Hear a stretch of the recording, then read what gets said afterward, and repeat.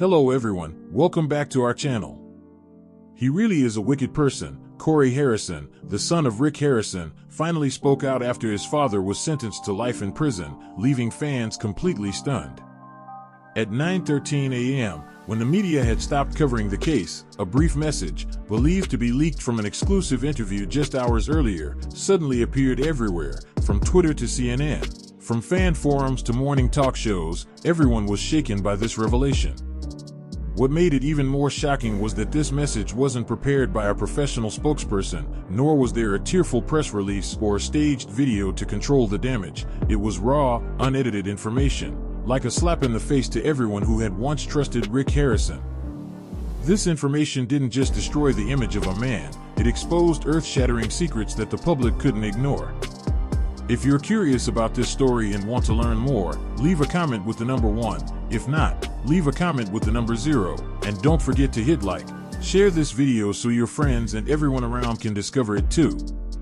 Make sure to subscribe to the channel so you won't miss any upcoming videos. Now let's dive into the story. He is truly an evil man. The voice behind the words was Corey Harrison, Rick Harrison's son, the former beloved TV star of America, the owner of the world-famous gold and silver pawn shop, and the central figure in one of the most shocking criminal cases in modern entertainment history. Until recently, their father-son relationship had been the emotional backbone of Pawnstars, the reality TV show that brought quirky doses of American history and light exchanges to viewers every week. But now the atmosphere smells different, nostalgia turns bitter, history becomes hollow. In that moment, everything Corey had once associated with every smile, every handshake, every filming moment, felt like it had been dipped in poison. The consequences were immediate. The quote spread in less than 7 minutes. By noon, all the major entertainment channels had broadcast the story. By evening, History Channel had wiped out all traces of Pawnstars from their platforms. Clips vanished, merchandise listings on YouTube disappeared from online stores, and longtime fans found themselves staring at their DVD boxes with a sense of confusion, fear, and disgust. What could make a son say such things about his father? What darkness existed behind the brightly lit counters of a pawn shop visited by millions? And exactly what did Rick Harrison do to deserve a life sentence without parole? The answer doesn't start with Rick's crimes, but with Corey's silence. In the moment he finally spoke up, Corey did not respond to the media right after Rick was sentenced. When his father was dragged out of the federal courtroom in chains, his lips tightly sealed and his face unreadable, Corey wasn't in the crowd of supporters or legal representatives. He wasn't in jail, he wasn't at the pawn shop, he was in a hotel room in downtown Los Angeles, alone, watching the developments on television like everyone else in the country.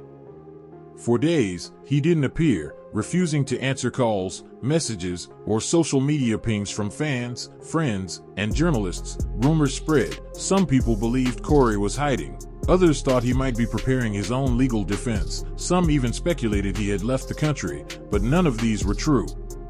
Corey Harrison was mourning something that no longer existed, the illusion of family. And on the 5th day of silence, he spoke up. The interview wasn't aired on national television but was recorded by an independent documentary filmmaker with close ties to the Harrison family. A friend Corey trusted, someone he knew wouldn't fabricate the story. The footage lasted just under an hour, raw and emotional. There were no rehearsals, no edits, no script, just a camera, a dimly lit room, and a man ready to explode with truths he had buried for decades. America only saw a pawn shop. Corey's voice was his hands trembling. I saw the real him when the camera stopped rolling. From that moment on, to understand the weight of Corey's words, you must rewind the clock. Rick Harrison wasn't just a businessman or a TV personality, he was an icon. He represented the resilience and allure of American labor. The guy could appraise a 19th century coin, negotiate for a Civil War rifle, and make you laugh. For over a decade, the audience invited him into their living rooms. He became a household name, a staple of pop culture. But Rick was also a man with secrets buried in vaults, hidden in ledgers, and locked away in storage units that even seasoned investigators had to pause and reconsider. The public didn't know that at the time, but the very empire that brought Rick fame was also a cover for something much darker. It started with whispers, anonymous tips, unexplained disappearances, mismatched documents. But the real shift came when federal agents acted on a tip from a former employee, discovering a series of private storage lockers linked to Rick's business. Inside, they found something no one was prepared for: bodies. Not freshly killed, not murdered in front of their eyes, but preserved, packaged bones, cataloged organs, and body parts stored in temperature-controlled containers marked with codes and strange phrases like Subject 004B and Collection Year 1997. Not sealed at first, law enforcement thought it was some sort of medical storage error, possibly an old pathology collection that hadn't been reported. But then scattered notes in the boxes were handwritten journals filled with names, dates, and disturbing sketches. They referenced rituals, preserving the image of celebrities, memory boxes, and DNA maps, targets, obsessive paranoid tones, and chilling accuracy. These weren't just stolen artifacts, they were human lives, lives Rick was accused of using for a darker purpose: profit. The FBI agents quickly acted, raiding Rick's home in Las Vegas to find more evidence. What they found was beyond comprehension. In a secret room beneath his house, disguised behind a false wall in the wine cellar, was a room lined with glass jars containing bones, teeth, locks of hair, and objects later confirmed by forensic analysts to belong to people reported missing over a 20-year span. Then they found videotapes, old VHS cassettes, mini DV films, even 8mm film rolls. Some were labeled with dates, others had only initials. The common thread among them was graphic recordings of unidentified individuals being bound, posed, and in some cases, measured, examined, or conversing with a man. Though partially obscured, the unmistakable voice and gestures of Rick were clear.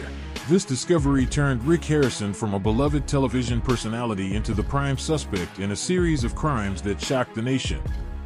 There were still many fans who hoped it was all a mistake.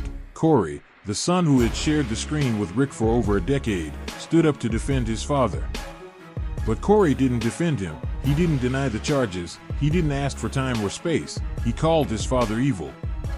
And when asked what he thought about the life sentence without parole, Corey remained unfazed. "That's not enough," he said. "I've known for years that something was wrong. I just didn't know how deep it went or how far it went." What followed were a series of confessions that immediately changed the public's perception. There were nights he came home with scratches on his arm and dirt on his shoes. I asked him what happened, and he said he had been hiking or digging up old treasure, but I never saw any treasure appear. Then there were locked rooms in the pawn shop that I wasn't allowed to enter, even though I was a full-time part of the company. He said, "It's just storage," but no one ever went in, not even security personnel. There were conversations where I'd step in and stop as soon as I opened the door, and strangers would appear in the middle of the night and leave without saying a word. At this point in the interview, Corey looked away from the camera, his hand clenched into a fist, something heavy in his eyes, maybe regret or guilt. "I think it was just paranoia," he said. "Maybe I'm exaggerating. Maybe he was just a weird old man with weird secrets. But after what they found, I now know it was a hidden horror show." Clearly, the interview didn't end with a call for sympathy. Corey didn't position himself as a victim. He had honestly removed the silence and shame that had surrounded him for decades. "I should have spoken up sooner. Maybe someone could have been saved. Maybe some of those victims wouldn't have been victims. I can't undo what he did, but I won't be silent anymore." In the days following the release of that video, public opinion completely reversed. Corey went from being a silent outsider to an unwilling whistleblower. Families who were once angry at his silent complicity began to look at him differently. He wasn't a bad guy. He was the final witness who collapsed. And that's where our story begins, with the legacy of a broken family, with the rise and fall of a pawn shop turning into a nightmare, with a son choosing the truth over blood, and a nation struggling to accept that one of its most beloved television fathers might secretly be one of the cruelest criminals. This isn't just the story of Rickharrison's downfall, it's the story of Corey Harrison's reckoning. Before the scandal, before the chains, before the screams in the courtroom and the footage broadcasted on news networks like a national nightmare, Rickharrison was an American success story to millions. He didn't start with wealth, he wasn't born into power or privilege. He built his empire from a small family-run pawn shop in downtown Las Vegas and turned it into a globally recognized brand with business acumen, charm, and the ability to turn history into treasure. At least that was the image when Pawnstars debuted in 2009 on History Channel. The show wasn't just a program, it was a phenomenon where viewers didn't just watch people trade antiques. They watched a working-class family turn stone into gold while laughing, learning, and feeling like they were part of the deal. Rickharrison, with his thinning hairline and quirky delivery, quickly became the heart of the operation. He was strict but fair, smart but approachable, someone who could tell you the story behind a Revolutionary War saber in one breath and haggle over a classic Pez dispenser with Spencer by his side. People liked him because he didn't try to be something he wasn't, or so they thought. Behind the scenes, Rick's influence extended far beyond the pawn shop. As the show succeeded, his influence grew. Rick started investing in other businesses, purchasing real estate, and quietly building a private collection of historical artifacts that, according to later reports, could rival some small museums. Those in the production team took note of how Rick meticulously controlled his image. Every joke, every quote, every cut of the final edit had to be scrutinized. He wasn't just a participant, he was the architect of the story. And for a time, the illusion kept the shop as a tourist destination. People queued outside for hours, hoping to catch a glimpse of the cast. Spin-off parts appeared, merchandise flooded the market. Rick's face appeared on t-shirts, bobblehead dolls, mugs, and fans flew in from all over the world. School teachers took their students to meet the man who made history exciting again. But behind that image, something much darker was always taking shape. Corey Harrison, known to viewers as Big Hoss, constantly walked a complicated line between loyalty and rebellion. On screen, he was the charming son learning the ropes, clashing with his father over business decisions. Off-screen, he struggled with the pressure of fame, the tension of family expectations, and the quiet understanding that something wasn't right with his father. He always had a different device. Corey later said in his interview that there was something hidden behind the charm. When the lights came on, he was Rick Harrison, and when they were away, he was entirely someone else. A person who had begun showing signs long before the cameras came on. According to former employees and early associates of the pawn shop, Rick always kept his business dealings secret. He rarely allowed anyone into his private office, kept physical ledgers that were never digitized, and discouraged employees from questioning certain purchases, especially those involving items with unclear origins. He had rules, and a former employee who requested not to do so stated that there were certain boxes that would never be opened, certain transactions that would never be entered into the system. You just knew better than to ask why. But none of this was ever reported to the public at that time. Rick Harrison was an ordinary man turned businessman. He had devoted himself to the community, spoken at schools, and even lobbied in Washington on small business issues. No one doubted him. And then came the private auctions. In the years before his arrest, Rick was accused of starting to hold exclusive events at remote locations around Nevada. These events were not advertised, not recorded, no receipts were issued, only a select group of high-net-worth individuals were invited, many from abroad. At these auctions, according to FBI reports, a different kind of artifact began to appear: human remains, fossil samples, body parts supposedly related to the history or origin of famous people. Some marked with claims such as Napoleon's origin, Maryland DNA fragment, or unverified Kennedy series. The federal government now believes many of these items were fakes, designed to lure obsessed collectors into paying millions of dollars for counterfeit relics. But some were not fakes, some were real, and they came from real people. This is where Rick's obsession with history turned into something completely different. No longer about money, a forensic psychologist said in one of the sentencing trials, but about control, about owning the past, about being the one to decide what would exist and what would be buried. Looking back, the pawn shop was the perfect front, giving Rick access to a revolving door of desperate sellers, rare items, and loopholes. It provided plausible deniability for every shady transaction and made him a household name, very popular, beloved to the point where no one could doubt what he was doing behind closed doors, even his own son Corey. Corey spent his early years in the show marked by youthful ambition.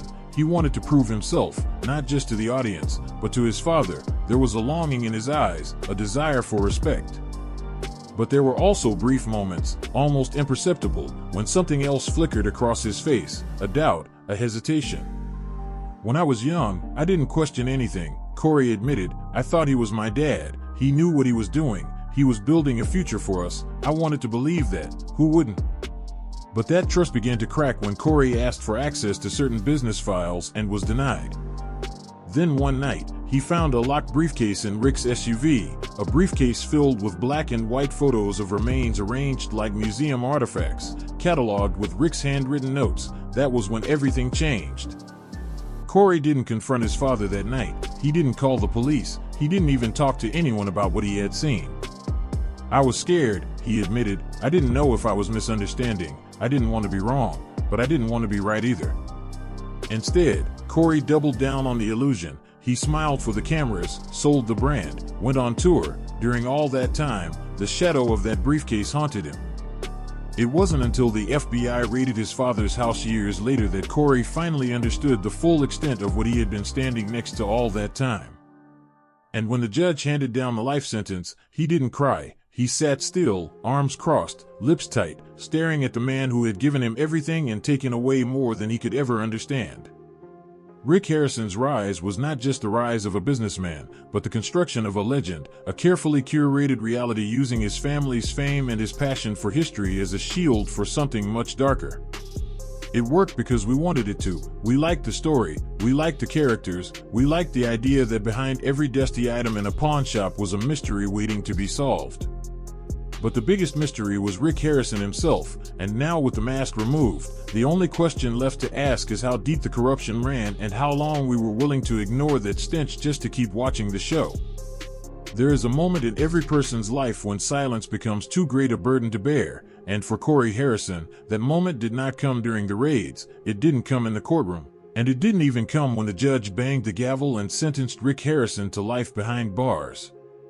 It came alone at midnight, when the cameras were gone, the headlines had faded, and the man he once called father was locked away forever. Corey had not planned to speak. For many years, he had made peace with keeping secrets, secrets buried deep under decades of image control, family pressure, and fear. But when the final verdict was handed down, it tore down the wall that Corey had spent his entire adult life building, and everything behind it came crashing out. Those close to Corey said they had seen the change coming, not suddenly, but gradually, like the quiet unwinding of a taut string that had been pulled for too long. He started arriving at the shop late. He stopped engaging with fans. The spark that was often seen in his eyes during interviews behind closed doors began to fade. He grew increasingly paranoid. He asked friends if they believed in curses. He started recording his phone calls. He slept with a loaded gun by the door, even in high-security hotels. The pressure mounted, the world moved on to the next scandal, but Corey couldn't move on from what he knew, from what he had seen. The final trigger was not an FBI report, not an anonymous tip, not even the footage obtained from Rick's secret cell, but something much simpler, something very human, a letter. 2 weeks after Rick's conviction, Corey received a handwritten letter addressed in his father's distinctive handwriting. The letter had no return address and was postmarked Las Vegas. Inside was just one page, no greeting, no signature, just 5 words written in uneven script: "You always knew nothing more." There were no explanations, no regrets, no apologies, just a command and an accusation. Corey sat with the letter for an hour before he moved. He stared at the ink, reading that sentence over and over until it faded. He tore it in half, then again, until it turned to dust between his fingers. That night, he didn't sleep. The next morning, he picked up the phone and called a name that had been in his back pocket for many years: Elijah Rhodes, an independent documentary filmmaker and close friend who had filmed behind the scenes of Pawnstars during the early seasons. Elijah wasn't just someone Corey trusted, he was someone who had witnessed enough cracks to know Corey wasn't lying. "Elijah," Corey said, "it was time for them to meet." In a small Airbnb apartment in Hollywood Hills, far from the chaos of the city, with no film crews, no lights, just a camera, a tripod, and a bottle of whiskey left on the table, Corey sat down, cleared his throat, and looked directly into the lens. What happened next was not rehearsed. In 57 uninterrupted minutes, Corey peeled away each layer of silence that had haunted him since he was a teenager. He spoke about the first time he suspected something was wrong. He was 16, rummaging through the storage room of the shop after hours, looking for a box of old baseball cards he had been promised. Instead, he found a small locked refrigerator. "Strange," he said, "because inside there were no drinks, at least not the kind anyone would want to sip on. Instead, he found something resembling a sealed specimen jar floating inside, something he couldn't explain. A dark mass partially obscured by a cloudy liquid with a date and a series of numbers that meant nothing to him. He didn't tell anyone at the time, even when later he learned that a woman matching the description of a missing local had been at the shop just weeks before the date on the jar's label. At first, he rationalized everything. Maybe Rick was collecting odd items for a medical record, maybe it was a prop, maybe it had a reasonable explanation. But the more he tried to convince himself, the more he noticed the inconsistencies: the late-night trips Rick made to the desert with burlap bags, the deliveries received through the back door without invoices, the heated arguments between Rick and nameless men in suits who came and went without names or explanations, a private room in the basement of the pawn shop that was off-limits to everyone, even Corey, which Rick always referred to as the storage room. Corey remembered one night years later when he dared to ask what was inside. Rick looked him straight in the eyes and said, "You don't want to know, you just want to keep living like this." He laughed after saying that, but Corey knew the laugh wasn't a joke, it was a warning, and Corey heard it loud and clear. He stopped asking, buried his doubts, played the loyal son, because if he didn't, the men would beckon a truth he wasn't ready to accept. "I was scared," Corey admitted in the interview, "not just about what I might find, but about what I'd become if I kept pursuing it, because once you know, you can't go back." The tipping point Corey reached came when he read his father's letter, not just the guilt, but years of cognitive dissonance from living two lives, smiling in front of the camera while dying inside. The confession, in that sense, wasn't a performance but a purge. He confessed that he had considered turning Rick in years ago, that he had almost contacted a private investigator, that he had written a detailed journal outlining all the strange things he witnessed, with dates, names, and photos, in case something happened to him. The journal, Corey revealed, had been given to the FBI. He even admitted his complicity. "I knew something was wrong, maybe not the whole picture, but enough, and I said nothing." But he made it clear that silence was no longer an option. "I won't protect a man who preys on others, who used his fame to conceal the truth, who mocked every handshake, every laugh, every piece of history he claimed to honor." The interview ended with a question that Elijah hesitated to ask, almost unsure if Corey would answer. "What do you want people to take away from this?" Corey took a breath, his eyes red, his voice low. "Monsters don't always look like monsters. Sometimes they wear your face, sometimes they have dinner with you, sometimes they teach you to ride a bike or sell pocket watches on TV. But they're still monsters." He stood up, walked away from the camera, and didn't look back. That footage was never meant to be public, not immediately. Corey had requested it to be released only when more evidence came to light. But the interview leaked, and within 48 hours, snippets started appearing online, first a quote, then a full minute, then the entire video was anonymously uploaded to a file-sharing site and viewed millions of times before being taken down. By then, it was too late. The truth had been exposed, and Corey's life would never be the same again. The documentary world reached out, and so did Netflix, Hulu, HBO, offering book publishing contracts and chat show invitations flooding in. Corey turned them all down. He wasn't interested in profiting from his confession. His goal now was to help authorities uncover what still remained hidden, to bring closure to families who had spent decades searching for answers.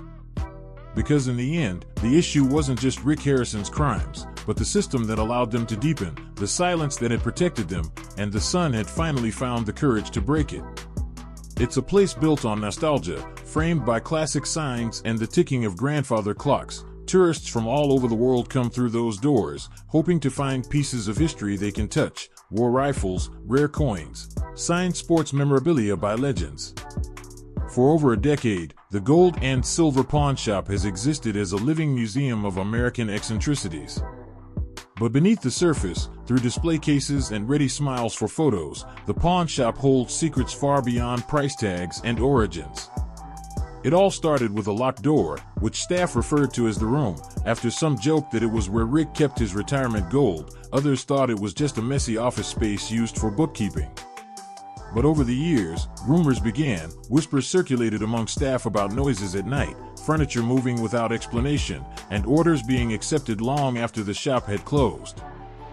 For a place with such high foot traffic, there were strange absences, unregistered items appearing in the store's stock only to disappear quickly, cameras mysteriously shutting off during late-night shifts in some areas, especially the storage room beneath the stairs marked as off-limits even to longtime employees. One former employee who requested to remain anonymous described it this way: "It's like being part of a magic show. You see what's in front, you know something's going on backstage, but you're not allowed to look. If you ask, you'll be reassigned. If you ask again, you'll be fired." Another employee recounted how Rick would receive packages, wooden crates with no labels or shipping info, never recorded in the store's official ledger. They would be pushed in after hours, taken straight to the back room, and never seen again. According to an insider whistleblower, one of the crates, now in the hands of federal investigators, emitted a chemical stench so strong it made 2 employees feel nauseous. When asked about it, Rick is said to have remarked, "It's preservation material, you don't want to open it." No one opened it. The gold and silver pawn shop doors, it wasn't just a business, it was a fortress. It had its own security system, a private storage area, and even a basement that had never been open to the public or featured on television. But perhaps the most disturbing thing is how much of this had become normal. Employees didn't ask about the locked doors, they didn't challenge the inconsistencies, the strange became routine. Rick's authority in the shop was absolute. No board of directors, no external audits. The family owned and ran every aspect of the business, and Rick had made it very clear from the start that curiosity was unwelcome. In one instance, a new security guard had tried to follow Rick down to the basement after hearing something that sounded like machinery buzzing and a heavy object being dragged. He didn't get far. Rick met him halfway up the stairs, silently stared at him for a few seconds, then said, "You'll want to turn back, son." The guard was reassigned to parking duty the next day. For Corey, the signs were always there. The unsettling moments when Corey first saw his father arguing with a foreign man over an unregistered gun. How Rick reacted violently when a collector accidentally opened a drawer in his office, and when Corey tried to access a set of stored ledgers only to find them sealed in a safe Rick kept behind a two-way mirror. But the most revealing secret lay in a room Corey had only seen once, the holiest part of the shop. No cameras, no staff, no documents. Rick took him there when Corey turned 25, as a sort of rite of passage. The door required 2 separate keys, a physical key and a digital key. The fingerprint lock Rick had installed inside was not what Corey had expected. It wasn't dusty or messy, it was neat, with medical glass shelves along the walls, each shelf holding a number of sealed containers. Other things were labeled with barcodes, some scrolled with notes and dates. In the center of the room was a stainless steel table under surgical lights. Corey recalled the silence, not just quiet, but a space void of electronic noise, no outside sounds, only the gentle hum of filtered air. "What is this?" he asked. Rick smiled, closed the door behind them, and said, "This is where history is waiting." He never explained what that meant. That moment would repeat in Corey's mind for many years. He tried to rationalize it, justify it. Maybe it was a high-value appraisal room, maybe some exquisite antique crates. Maybe the lighting was for better inspection. But then there was the smell, not of decay, but of disinfectant chemicals, a scent that lingered on his clothes long after he left the room. The deeper he investigated Rick's operations, the clearer that room became. It turned out Rick had maintained a secondary warehouse, items that never went through production, never entered the digital database, never appeared on the show. These ghost items were tracked by a separate ledger found in Rick's private locker after his arrest. The entries weren't about coins or guitars, but specimens. Entries listed things like bone marrow 1992, dental artifact SE 1217, and preserved segment Cairo shipment. None of this matched traditional pawn shop activity, none of it had legal paperwork, but the dates matched strange unsolved cases, individuals who vanished without a trace, their disappearances occurring within days of Rick receiving his mysterious shipments. An FBI agent described this system as a carefully staged multi-layered operation to collect, preserve, and profit from human remains under the guise of historical preservation. Even more troubling was the revelation that some of these items had been auctioned to collectors. Many of them believed they were buying legitimate scientific oddities, but when these items were tracked and tested, they yielded horrific results: human remains, unmarked genetic material linked to missing people from 3 different states. The pawn shop, once a symbol of quirky capitalism, had become something entirely different, a macabre storage facility where the dead were traded as collectibles, their identities stripped, their stories reduced to numbers in a ledger. Employees who spoke out after the scandal described the deep culture of silence and threat. "You just don't ask," one longtime employee said. "Everyone knew there were things you weren't allowed to touch, topics you weren't allowed to bring up. If you stayed in your lane, you'd get paid handsomely. If not, you wouldn't stay long." Some said they had been asked to sign additional NDAs when hired, documents that went beyond standard confidentiality and included language about national security interests and non-disclosure of archaeological material. At the time, they thought it was just a standard legal document, but now they wonder if it was used to legitimize a cover-up. There is also evidence that Rick used his reputation to discredit anyone who got too close. A local historian claimed she approached Rick in 2016 with questions about an artifact she believed had been stolen from a burial site in the Middle East. Within a month, she lost her university scholarship and her name was removed from academic publications. She later discovered that a complaint letter had been sent to her department accusing her of falsifying identification documents, a letter that, according to metadata, originated from an IP address linked to Rick's office. Whenever someone got too close to Rick, pulling strings, whenever someone questioned the illusion, they disappeared from the story. But the most damning evidence didn't come from a document or a container, but from a video recovered from a private vault beneath the store, evidence requiring both a code and biometric scan. It was a security recording, grainy, dated December 18, 2013, showing Rick escorting two individuals with unclear, blurred identities into the back room. He was holding what appeared to be a wrapped object nearly the size of a human body. The video was cut after less than 10 minutes. As the camera continued to roll, those individuals disappeared, and Rick was alone, wiping down a table with a cloth soaked in black liquid. Investigators say this footage is now being used to cross-reference missing persons reports and international trafficking cases, but the implications were clear. The pawn shop had never just been a pawn shop, but a front, a trap hiding something unspeakable. Corey later recalled that the moment he stepped into that room, the room with jars and lights, he felt something inside him shut off, part of his humanity he would never fully regain. He didn't know exactly what his father was doing, not fully, but he knew it wasn't about antiques. And it certainly wasn't about historical preservation. It was about ownership, control over life and death, repackaged as collectible curiosities. If you found this video surprising and intriguing, don't forget to hit like, share the video, and leave your thoughts in the comments below to let us know what you think. Make sure to subscribe to the channel so you won't miss any exciting videos. Now let's continue with the story. FBI Special Agent Marissa Kent was not a woman easily startled. She had spent her entire career chasing organized crime rings, international traffickers, and war criminals hiding in the shadows of diplomatic immunity. But nothing could have prepared her for the contents of the information sent to her that night. The voice on the other end was small and trembling. The caller refused to give his name but claimed to have worked for Rickharrison's private courier service. He spoke of unmarked crates, untraceable cash payments, and late-night deliveries to a series of temperature-controlled storage units located in an industrial park on the outskirts of Las Vegas. And then he said 5 words that made Kent's hair stand on end: "There are bodies in the crates." At first, it sounded like a scam, a bitter ex-employee trying to take down a famous boss, but the caller provided detailed information, codes used on delivery receipts, serial numbers of storage units, even a preliminary inventory of what was inside. He claimed that he had accidentally opened one crate and seen something resembling a human mummy preserved in a glass box with metal handles, labeled with a date and a barcode system that didn't match any commercial or military format. The next morning, an emergency sealing order was filed under urgent protocol. Within 48 hours, the FBI assembled a multi-agency task force to search the industrial park.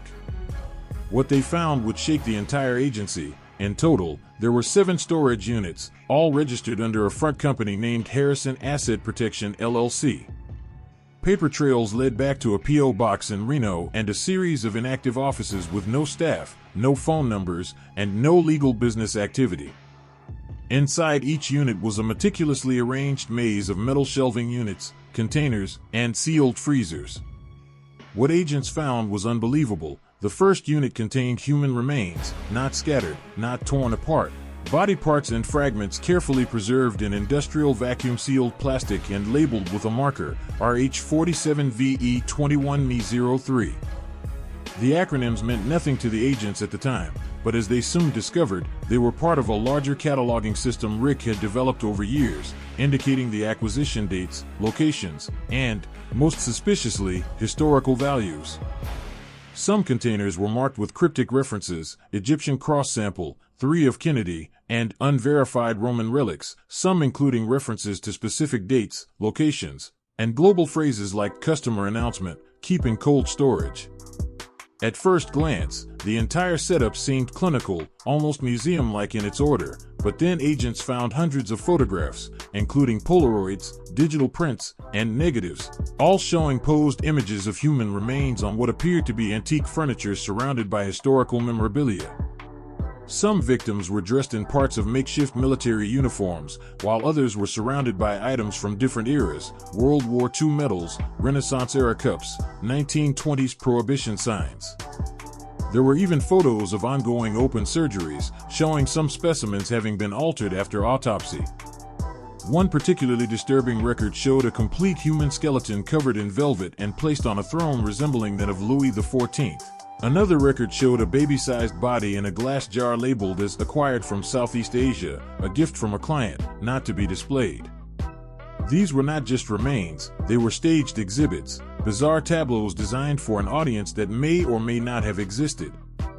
As the agents moved into the second and third units, things grew darker. Here, they found hundreds of handwritten notebooks, each page filled with obsessive detail. The entries cataloged everything from blood type to decomposition speed, pH levels, and preserved tissue notes on bombing techniques, failed attempts at cryopreservation, and comments on reconstructive rituals. Investigators quickly realized these were not just notes, but Rick's personal journals, a roadmap through the underworld where pseudo-historical science and human exploitation collided. Each book had dates, each entry had a timestamp, some dating back to 1993. But the most disturbing discovery occurred in the fourth unit, which had been locked with a biometric scanner. After a failed break-in attempt, agents contacted the Department of Justice for alternative access. When they finally forced the unit open, they found what would later be described in federal court documents as the largest illegal human biological specimen collection in U.S. history. It contained entire bodies, some intact, others dissected and arranged by bone groups, glass tanks filled with clear fluid, intact corpses preserved in gel showing no signs of decomposition. One container held what appeared to be conjoined twins preserved during dissection.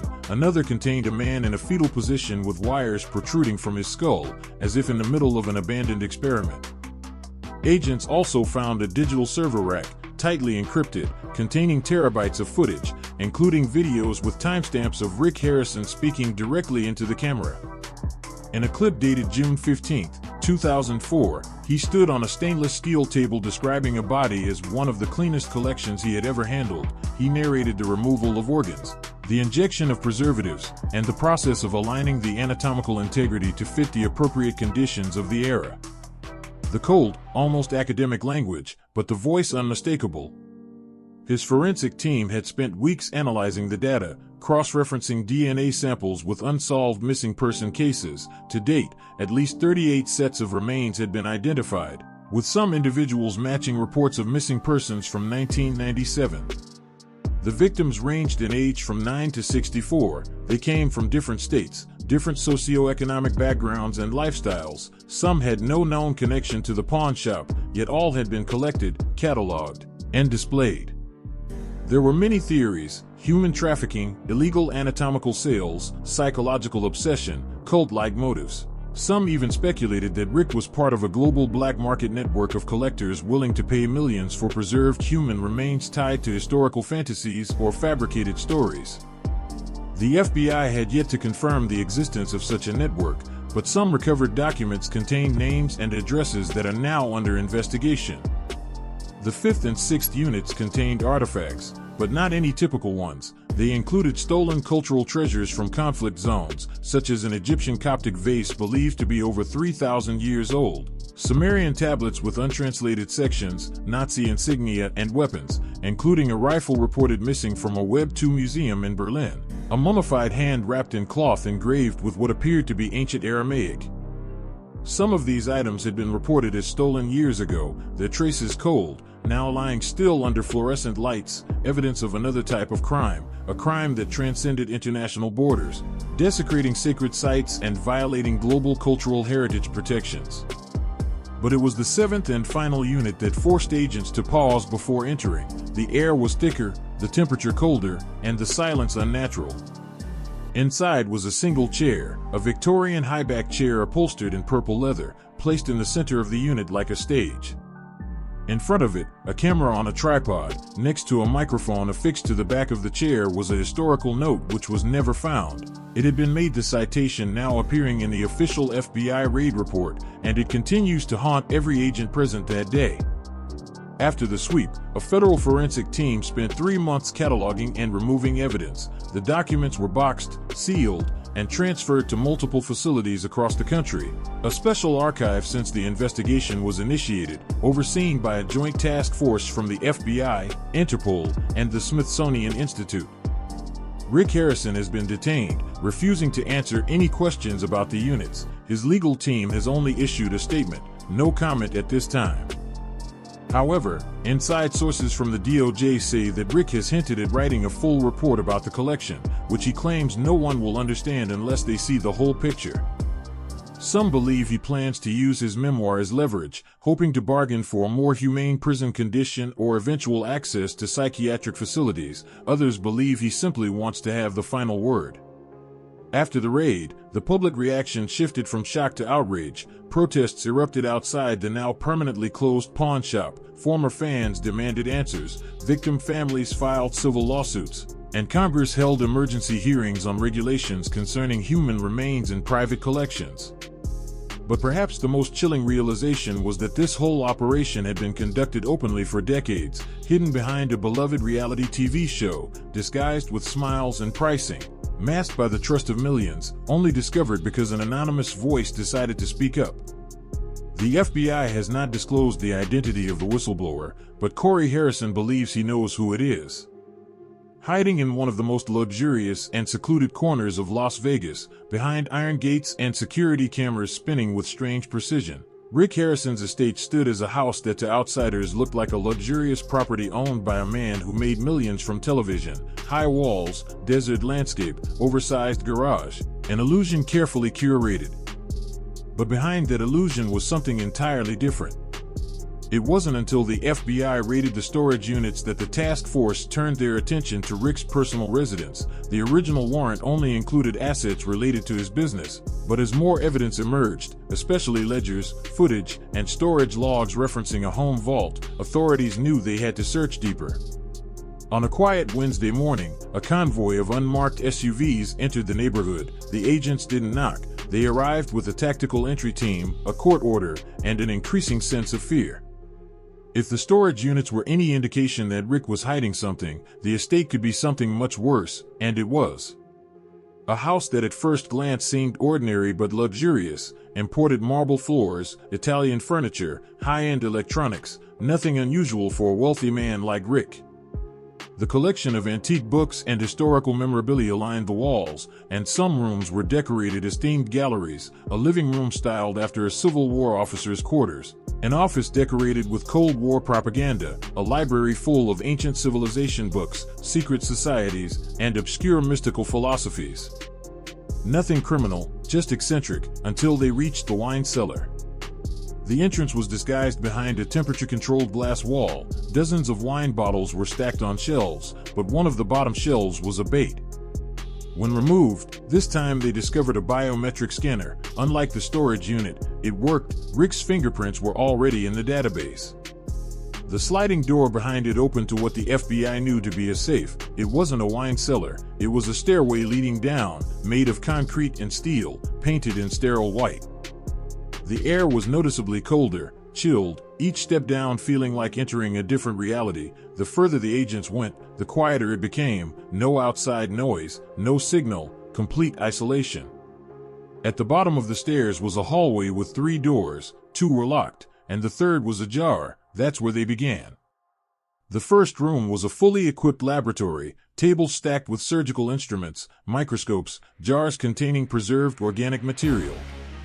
The walls were decorated with anatomical charts, some standard, others with disturbing drawings combining human biology with symbols from alchemical texts and mysterious documents. A bulletin board displayed photos of dozens of victims in various states of preservation, some autopsy notes hastily written in the margins, a specific line circled in red ink. The right eye remains intact for memory retention. Next to the board was a bookshelf stacked with videotapes labeled with dates and personal names. One tape stood out, Corey on May 17, 2005. The tape was still under review. Its content was classified, but it confirmed what investigators feared. Rick not only recorded his crimes, but also recorded those around him. The second room took things further. Agents described it as a psychological torture gallery. The walls were lined with two-way mirrors, confirmed by structural engineers. In the center was an examination chair equipped with handcuffs, and dried fluid stains covered the floor. One agent, a decorated veteran, vomited upon entering. They also found journals here. These were more erratic, filled with symbols, mysterious phrases, lines that repeated and spiraled like the manifesto of a madman, phrases as if they were etched into bone marrow, and the ship must know its role. The third door, the door no one wanted to open, required a passcode and took hours to scan retinal patterns, but when they finally opened it, they stepped into a room so cold it felt like being burned.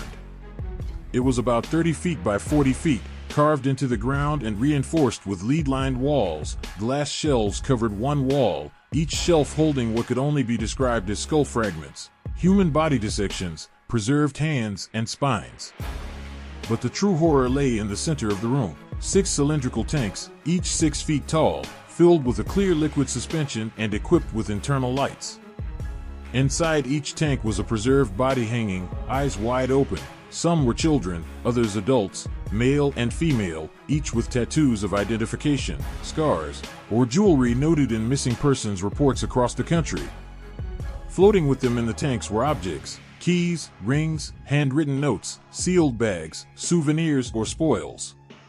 One tank, the 5th tank, held a woman with broken ribs. On the glass was a handwritten message etched into the condensation with a finger. She wants to go home. The tanks were powered by an underground generator, independent of the main house's electrical grid. Anyone who built this system wanted it to work even during power outages. One engineer later told the press that it was something you'd expect to find in a cold storage facility, not a suburban mansion. The entire operation was illegal at every imaginable level: biological ownership, desecration of human remains, unlicensed research, illegal storage of hazardous materials. But more than that, it pointed to something cold, intentional. Rick wasn't just preserving bodies, he was keeping stories. Each container had an accompanying binder filled with written narratives about who the person was or who Rick imagined they were. One man was listed as a watchmaker from Munich, a woman as the keeper of Alexandria's secrets, a child described as a prophet of the future, 2045. None of these descriptions matched any known records. They were figments, as if Rick had tried to rewrite their identities into something he could control, turning victims into characters, objects into relics, terror into history. Forensic psychiatrists now believe this behavior signifies a condition called storage delusion, a compulsion to document, control, and mythologize reality as a way to assert dominance over it.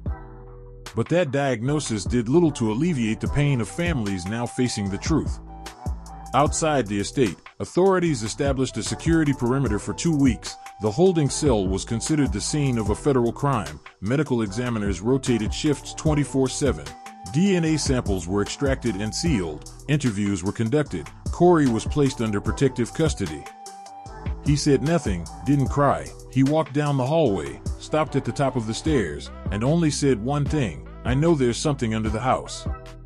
That sentence now echoes in court documents, investigative reports, and media coverage, because what Rickharrison built beneath his mansion was not a shelter, but a temple, not to honor history, but to himself. The world had watched Corey Harrison for over a decade, not as a spokesperson or advocate, but as Rick Harrison's likable, sometimes impulsive son working behind the counter of a pawn shop in Las Vegas on a hit reality TV show. For Pawnstars fans, he was a familiar face, a learned man cracking jokes with Chun-Li and navigating business pressures with his often imposing father. But the man sitting down for the interview would reshape his public image, not the Corey the audience remembered from TV, the usual smile, the relaxed attitude gone. What remained was a haunted look, raw vulnerability, and the weight of a truth too heavy to carry any longer.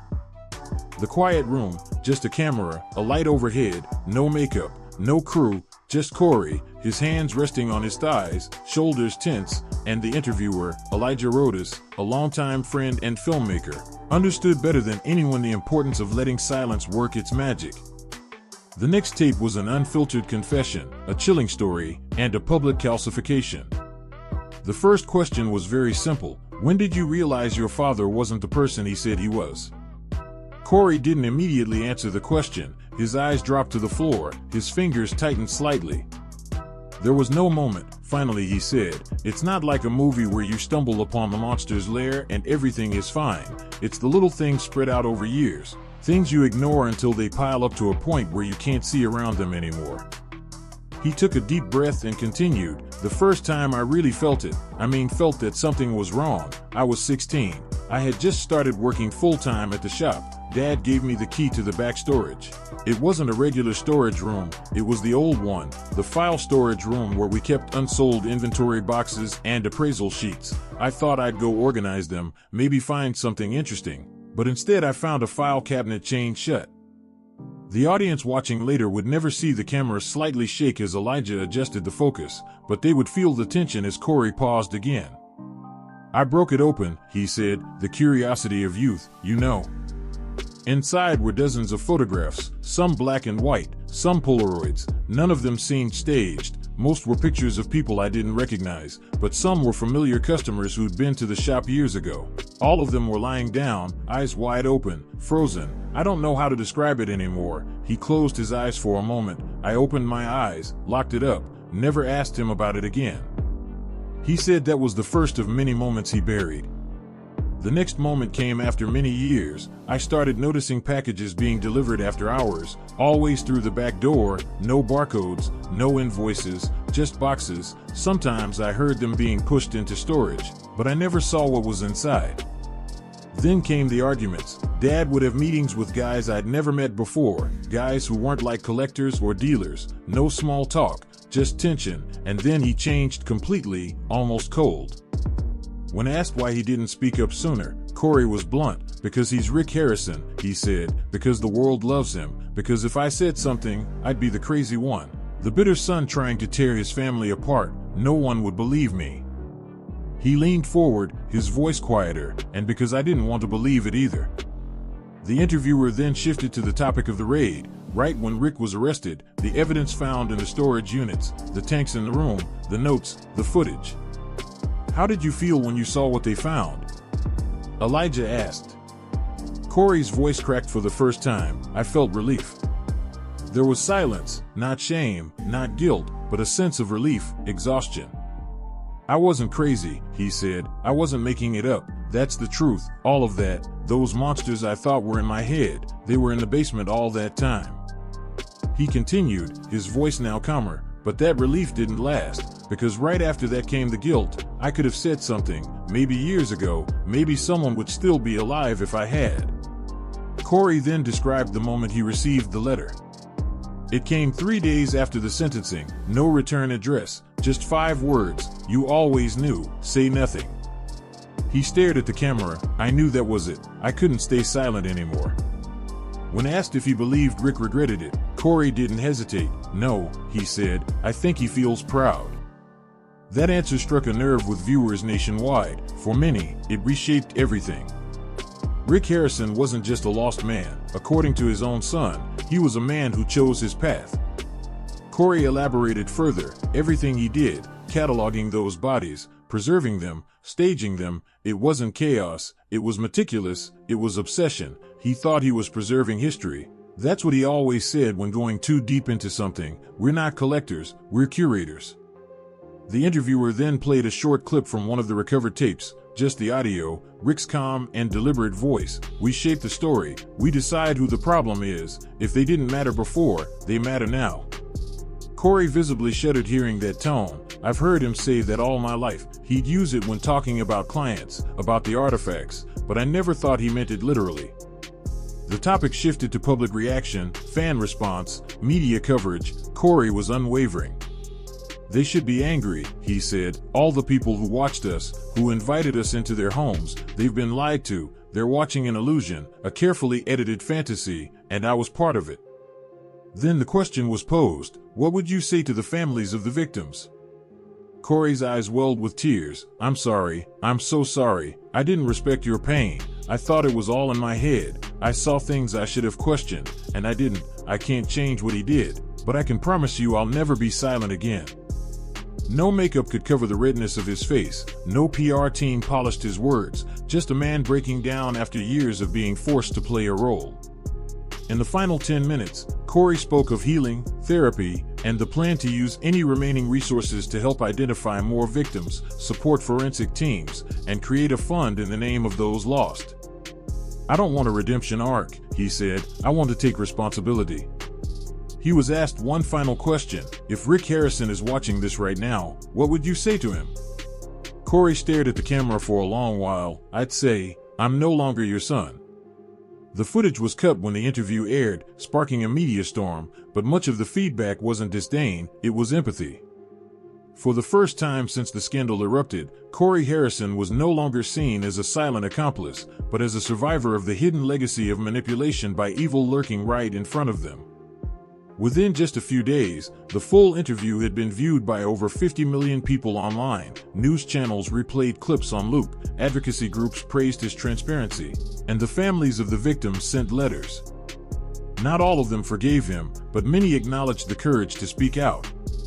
During all this, Corey remained silent, not about the truth, but about the fame. He turned down offers, declined interviews, and donated his speaking fees to the families of the identified victims.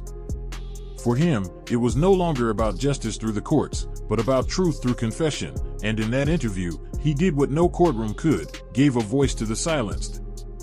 They felt like family, that unspoken connection between pawnstars and millions of viewers. It wasn't just about trading, not just about antiques, trinkets, or the strange things in history. It was about the characters, Rick, Corey, Chun-Li, and the late Richard Harrison. People tuned in not just to witness the deals, but to feel like they were stepping into a place where history came alive and friendly banter filled the air. So when the truth began to unfold, when news broke that Rick Harrison had been sentenced to life in prison, when the FBI issued statements about secret storage units containing human remains and a dark obsession disguised as preservation, the betrayal hit the fans hard.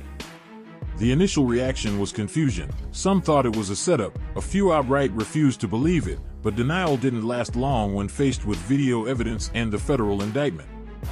Within hours of Corey's interview going online, the ripple effect spread to every corner of fan forums on the internet, where debates once filled with excitement over rare coins and quirky details became dark topics with headlines like, "How do I, and they, not know how to feel anymore?"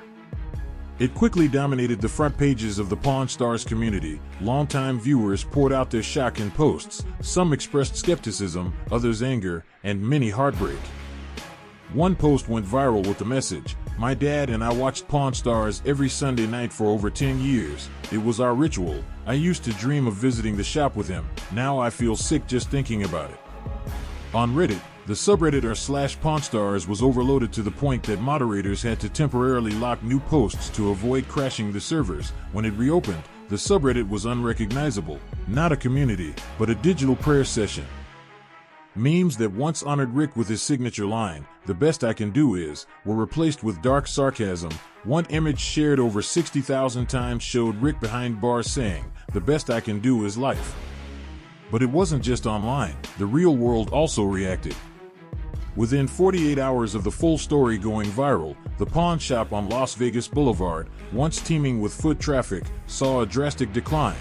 The iconic sign became a photo backdrop for thousands, a site of protest. People showed up with signs, some holding candles, others carrying photos of missing loved ones now rumored to be connected to what was called Rick's collection. Local news reported scenes of longtime fans burning merchandise in the parking lot. A woman, clearly emotional, held a framed photo of her with Rick from a visit in 2014. She dropped it onto the sidewalk and stepped on it. "I thought he was a good man," she told reporters. "I took my kids to meet him." The betrayal wasn't just personal, but from fathers and sons, mothers and daughters, across generations, families who had made Pawn Stars a part of their routine. The ritual was now grappling with the reality that the show had been a front for something unimaginable, and the damage ran deep.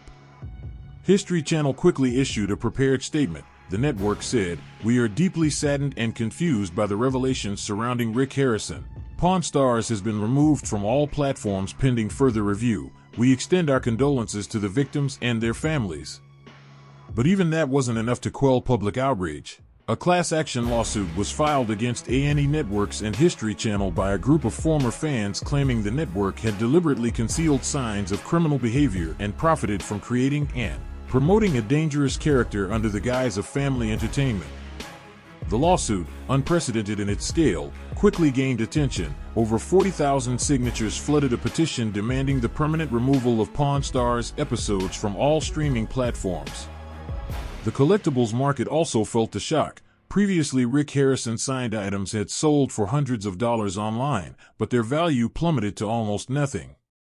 No branded Pawn Stars merchandise was pawned. Overnight, it was recalled from major retailers, and online sellers marked their listings as tainted or not for resale. A notable memorabilia website issued an apology for having sold merchandise from the show and refunded any purchases of Rick Harrison signed items made within the last 5 years.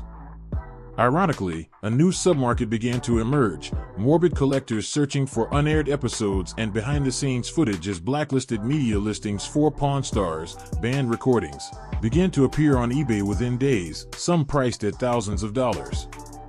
The FBI then issued a warning to both buyers and sellers, confirming that owning certain materials, especially those related to the investigation, could lead to legal action. But while collectors scrambled in the shadows, the majority of fans wanted nothing more to do with Rick Harrison. On YouTube, reaction videos, algorithms flooded with previously loyal fans sharing personal stories. Reviewers who once praised the show now issued apologies for supporting it. Renowned YouTube historians who had collaborated with the Pawn Stars brand for educational segments posted videos with titles like, "I trusted him," and "This is not history, this is horror."